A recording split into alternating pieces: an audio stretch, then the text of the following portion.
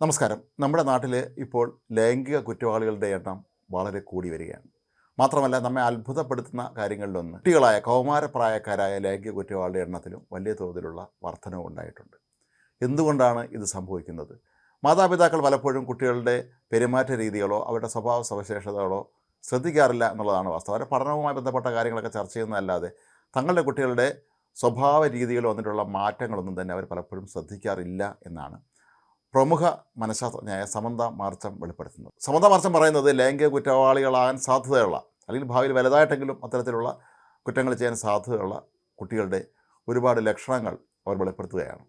അവർ പറയുന്നത് മാതാപിതാക്കൾ ഇതുകൂടി ഒന്ന് ശ്രദ്ധിച്ചാൽ അല്ലെങ്കിൽ ഈ ഒരു ഭാഗം കൂടി ഒന്ന് ശ്രദ്ധയോടെ നോക്കിക്കൊണ്ടിരുന്നാൽ മക്കളെ വലിയൊരു ആപത്തിൽ നിന്ന് രക്ഷിക്കാൻ കഴിയുമെന്നാണ്. പൊതുവെ നമ്മൾ കരുതുന്നത് എന്താണ്?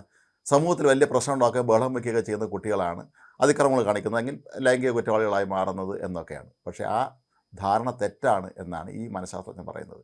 സമൂഹത്തിൽ വളരെ മാന്യരായി കാണപ്പെടുന്ന നല്ല പഠിത്ത കാര്യങ്ങളിലൊക്കെ തന്നെ കൃത്യത പുലർത്തുന്ന നല്ല കുട്ടികൾ എന്ന് സമൂഹം പറയുന്ന ഈ കുട്ടികളായിരിക്കും പലപ്പോഴും ഭാവിയിൽ വലിയ തോതിലുള്ള ലൈംഗിക കുറ്റവാളികളാകാൻ സാധ്യതയുള്ളത് എന്നാണ്. ഇതിൻ്റെ ഒരുപാട് ലക്ഷണങ്ങൾ അവർ എടുത്തു കാട്ടുന്നുണ്ട്. മാത്രമല്ല ഇന്നത്തെ ഒരു ജീവിത രീതി വെച്ച് നോക്കുമ്പോൾ പണ്ടത്തെ കുട്ടികളെ അപേക്ഷിച്ച് അവർക്ക് ലൈംഗിക കാര്യങ്ങളെക്കുറിച്ച് ഒരുപാട് അറിവ് ലഭിക്കാനുള്ള സാധ്യത കൂടുതലാണ്.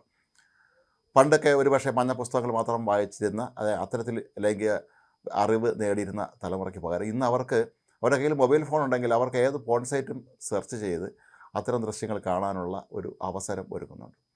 ഇതൊക്കെ തന്നെ കാണുന്ന ഈ കുട്ടികൾ അല്ലെങ്കിൽ അവരുടെ കൂട്ടുകാരെയും കൂടെ പലപ്പോഴും ഇതിന് കൂട്ടുപിടിക്കുന്നുണ്ട്. ഇതൊക്കെ കാണാൻ ഒരുമിച്ചിരുന്ന് കാണാനൊക്കെ തന്നെ ഇതിൻ്റെയൊക്കെ ഒരു സ്വാധീനത്തിൽ ഇവർ വളരെ മോശം സ്വഭാവ രീതികളിലേക്ക് മാറുന്നു എന്നാണ് ഈ മനഃശാസ്ത്രജ്ഞർ പറയുന്നത്. പലപ്പോഴും തൻ്റെ അടുത്ത് മാതാപിതാക്കൾ തന്നെയാണ് ഇത്തരത്തിലുള്ള കുട്ടികളെ കൊണ്ടുവരുന്നത്.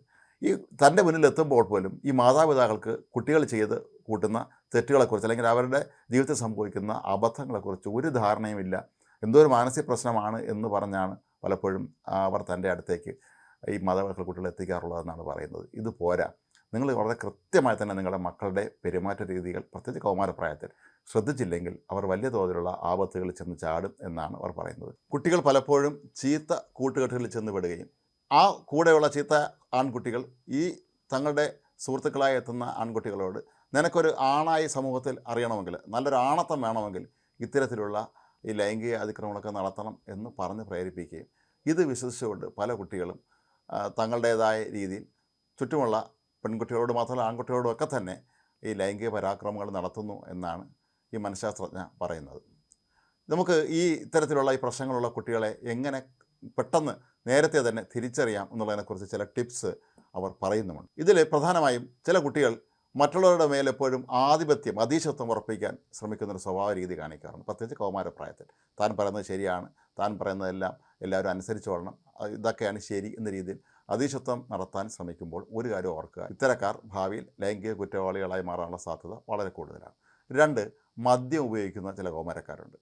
ഈ മദ്യപിക്കുന്ന സദസ്സുകളിലൊക്കെ തന്നെ പലരും വന്ന് തങ്ങളുടെ ലൈംഗിക കാര്യങ്ങളെക്കുറിച്ചൊക്കെ തന്നെ വീരസ്യം പറയുകയും ഇതൊക്കെ കേട്ടുകൊണ്ട് തനിക്കും ഇതുപോലെയൊക്കെ ആകാം എന്ന് ചിന്തിച്ചുകൊണ്ട് പുറപ്പെടുന്ന അല്ലെങ്കിൽ ഇതൊക്കെയാണ് ഒരു മികച്ച പുരുഷൻ്റെ ലക്ഷണം എന്ന് പറഞ്ഞുകൊണ്ട് ഇറങ്ങി പുറപ്പെടുന്ന ചില കുട്ടികളുണ്ട്. അവരും ഭാവിയിൽ വലിയ തോതിലുള്ള കുറ്റവാളികളാകാനുള്ള സാധ്യതയുണ്ട്. അതുപോലെ സ്ത്രീകളെ പുച്ഛിച്ച് സംസാരിക്കുന്ന ചില കൗമാരക്കാരെ വീട്ടുകാർ ശ്രദ്ധിക്കുക. സ്ത്രീകളെക്കുറിച്ച് നിരന്തരമായി ഇവർ മോശമായ ഭാഷയായിരിക്കും സംസാരിക്കുക. സ്ത്രീകളെ പുച്ഛമാണ്, സ്ത്രീകളെന്തോ കുറഞ്ഞ വിഭാഗത്തിൽപ്പെട്ട ആളാണെന്ന രീതിയിൽ സംസാരിക്കുകയാണെങ്കിൽ ഇവരും അപകടകാരികൾ തന്നെ ആകാനുള്ള സാധ്യതയുണ്ട്. മറ്റൊന്ന്, ഈ മൊബൈൽ ഫോൺ അതീവ രഹസ്യമായി ഉപയോഗിക്കുന്ന ആളുകൾ. നിങ്ങൾ മാതാപിതാക്കൾ കുട്ടികൾ മുറിയിലേക്ക് കടന്നു വരുമ്പോൾ പെട്ടെന്ന് അവർ മൊബൈൽ ഫോൺ അങ്ങ് ഓഫ് ചെയ്യുകയും ഇത് ആരെയാണ് ഇപ്പോൾ വിളിച്ചതെന്ന് സംസാരിച്ചതെന്ന് ചോദിച്ചാൽ കൃത്യമായി മറുപടി പറയാൻ ചെയ്യാതെ പരുങ്ങുകയും ചെയ്താൽ അതിലെന്തോ അപകടം ഒളിഞ്ഞിരിപ്പുണ്ട് എന്ന് നിങ്ങൾ കരുതിക്കൊള്ളണമെന്നാണ് ഈ സമന്ത മാർച്ചം നമുക്ക് മുന്നറിയിപ്പ് തരുന്നത്. അതുപോലെ ഏറ്റവും അപകടം പിടിച്ച ഒന്നാണ് സ്വകാര്യ ചാറ്റ് ഗ്രൂപ്പുകൾ.